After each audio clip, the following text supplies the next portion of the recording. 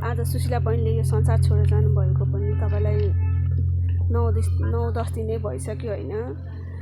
उहाँलाई यस्तो नराम्रो तरिकाले उहाँको हत्या गर्यो है। सबैजना मिलेर उहाँको ससुर सासू नन्द श्रीमान त अब मेन उनी भइहाल्नुभयो होइन। उहाँले नि षड्यन्त्र गरेर मार्न लाउनु भएको भनेर उहाँको बहिनीले भनिरहनु भएको छ अहिले है। त्यो कसरी मार्न सक्यो कि कसरी चाहिँ मार्न सक्यो कि त्यो बुहारीलाई कसरी मार्न सक्यो भने हामीलाई त दुश्मनलाई अलिकति चोट लाग्दा पनि फेरि ओहो ए भगवान् कस्तो भयो है यो मान्छेलाई यस्तो नहोस् है भनिन्छ भनेदेखि नि घरमा बसेकै बुहारी 3-3वटा छोराछोरीकी आमा 8-9 वर्ष भइसकेको छ विवाह गरेको। घरमा एक दिन ल्याएर कुकुर पाल्दा त कति माया लाग्छ भने त्यो सुशीला बहिनीलाई आगो लाएर पेट्रोल छर्केर त्यसरी मार्दा तिनलाई कति पीडा भयो होला, कति दुःख होला, कति गाह्रो भयो होला, कति छटपटाइनु होला।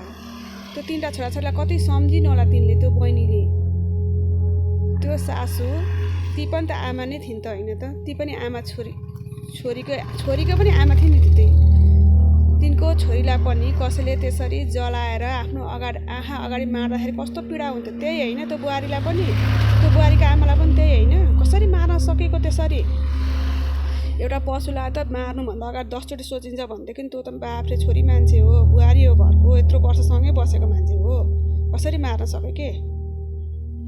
एउटा ठुलो गल्ती गाउँको मान्छेले के गर्नु भने त्यसरी त्यो जब सासू र नन्दले मार्यो नि सुशीलालाई तपाईँहरू सबैले थाहा पाउनु भएको थियो होइन। उहाँ त्यो नन्दलाई चाहिँ त्यतिखेर पेट्रोल छरेर आगो लाएर मारिदिनु पर्थ्यो क्या त्यो सासूको सामने नि। अनि थाहा हुन्थ्यो नि त आफ्नो छोरी पीडामा छटपटाएर मर्दा कस्तो हुन्छ भन्ने कुरा त्यतिखेर बुझ्थिन् नि त्यो सासूले। अब त के छ र उसलाई जेलमा गएको छैन, आनन्दले बसेको छ, खाएको छ, सुत्या छ, राम्रो छ उसलाई त केही छैन आनन्द त। तर कसले गुमायो भन्नु त। ती 3टा नाबालक छोराछोरीले आफ्नो आमा गुमाउनु परेन। कति पीडा भयो, कति चोट भयो। किन बुहारीलाई यतिसम्म निर्दयी तरिकाले हत्या गर्न सक्छन् मान्छेहरू कसरी। जसरी त्यो सासूले नि आफ्नो छोराछोरी जन्माउँदा दुःख हुन्छ नि त्यो बुहारीको आमाले पनि त्यसै गरी दुःख गरेर छोराछोरी जन्माएका हुन्छन् के।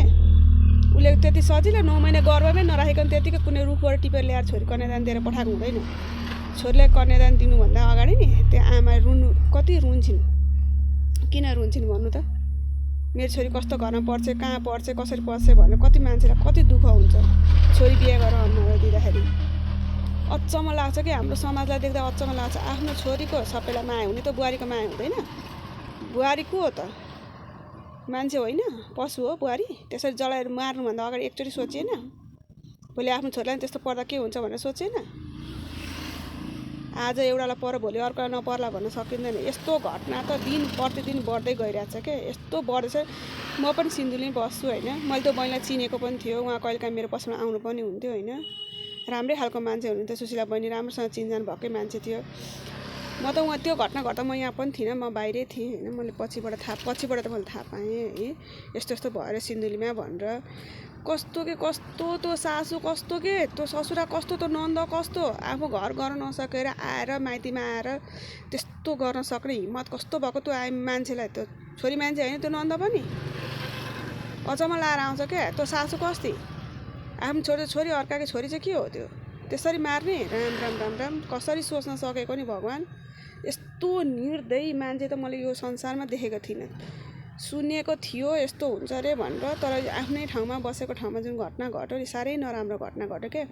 अब यो 4जना जुन छ नि यो सासू ससुरा नन्द उसको श्रीमान यिनीलाई त सजाय भोग्नै पर्छ, कुनै पनि हालतमा भोग्नै पर्छ। कानुनले यसलाई सजाय दिनै पर्छ। त्यो 3टा नाबालक छोराको कति बिजोग भयो है। उसले सुनाउनु त बिचारा बारम्बार आफ्नो माइतीमा सुनाइरहेछ, मलाई यस्तो टर्चर गर्छ, मलाई यसरी मार्न खोजिरहेछ भनेर आफ्नो भाउजूलाई आफ्नो बुवा आमा सबैलाई सुनाइरहेछ। सुशीला बहिनीले पनि एउटा गल्ती गर्नुभयो। कस्तो गल्ती भनेदेखि उहाँले त्यो थाहा पाउँदै पनि होइन त्यही घरमा बस्नुभयो। बरु त्यो घर छोडेर प्रहरीकोमा गएर उजुरी गरिदिएर होइन मलाई चाहिँ यस्तो गर्दैछन् भनेर भनिदिनु मात्रै भएको भएदेखि आफू त्यो रात त्यो घरमा नबस्नु भएको सायद बाँच्नु पनि हुन्थ्यो होला होइन। उहाँको आमाहरूले पनि त्यही दिन छोरीलाई लिन पठाइदिएको भए आज सुशीला बहिनी यो संसारमा जीवित हुनुहुन्थ्यो है। अब भनिन्छ नि लेखेको मेटेर मेटिँदैन भनेर होइन। सायद सुशीला बहिनी यति दिनकै लागि आउनुभएको थियो है। अब सबैले हामीले सुशीला बहिनीको लागि प्रार्थना गरौँ कि उहाँलाई जसले यस्तो गरेछ उहाँले सजाय भोगोस् है। हार्दिक श्रद्धाञ्जली सुशीला बहिनी, तपाईँ जहाँ पनि हुनुहुन्छ तपाईँको आत्माले शान्ति पाओस्। तपाईँको छोराछोरीलाई तपाईँ यो संसारमा नरहे पनि उहाँहरूमाथि आफ्नो आशीर्वाद सधैँ दिइरहनु होला। हार्दिक श्रद्धाञ्जली सुशीला बहिनी।